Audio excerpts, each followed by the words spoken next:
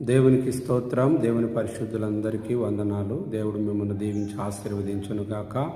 ఉదయకాల వేళ పరిశుద్ధ బైబిల్ గ్రంథంలో నుండి ఒక చక్కని మాటను మనము నేర్చుకుందాము. ఏషియా గ్రంథము 6వ అధ్యాయము 9వ వచనము. ఆయన, నీవు పోయి ఈ జనులతో ఇట్లనుము, మీరు సత్యము వినుచుందురు గాని గ్రహింపకుందురు, నిత్యము చూచుచుందురు గాని తెలుసుకొనకుందురు. హల్లెలూయా. ప్రవక్తతో ప్రభు సెలవిస్తూ ఉన్నాడు, నీవు పోయి వారికి చెప్పవలసిన మాట ఇలా చెప్పి హెచ్చరించుము.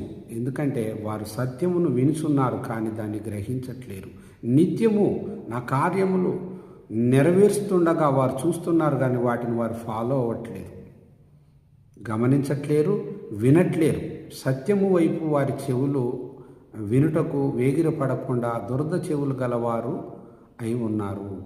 ఒకవేళ ఈ రోజున ఆన్లైన్ ద్వారా ఈ మొబైల్ వాడుకుంటూ అనేకమైన వాటిని ఫోన్లో చూస్తున్నారు గంటల తరబడి. కానీ మరి దేవుని వాక్యానికి ప్రాధాన్యత ఇచ్చి మరొక 10 నిమిషాలు, ఒక 5 నిమిషాలైనా ఈ సత్యము కలిగిన మాటలు వినటానికి ఆసక్తి కలిగిన వారిగా వారు లేరు. అందుకే దేవుడు అంటే సత్యమును వింటూ ఉన్నారు, చూస్తూ ఉన్నారు, కానీ దాన్ని గమనించట్లేరు, దాని వైపు త్రిప్పబడట్లేరని ప్రభు సెలవిస్తూ ఉన్నాడు.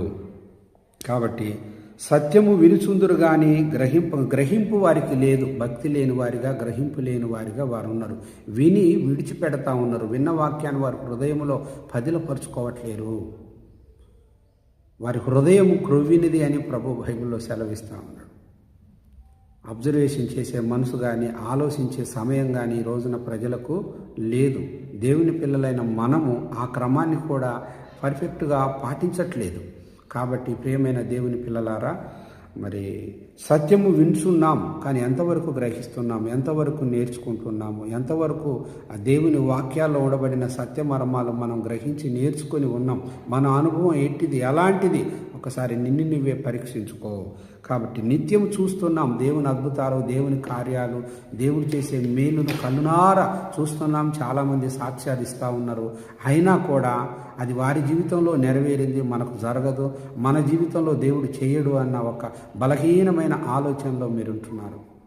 కాబట్టి నువ్వు నమ్మితే దేవుని అద్భుతాలు చూడగలవు. నువ్వు సత్యాన్ని గ్రహించి దేవునికి లోబడితే గొప్ప మేలులు పొందుకోగలవు. కావున దేవునికి లోబడండి, దేవునికి హృదయాన్ని ఇవ్వండి, హృదయానుసారంగా భక్తి చేయండి, సత్యం వైపు మీరు త్రిప్పబడండి, దేవుని వద్ద నుండి నేర్చుకోండి. అప్పుడు మీరు బ్రతికెదరు. దేవుడి మాట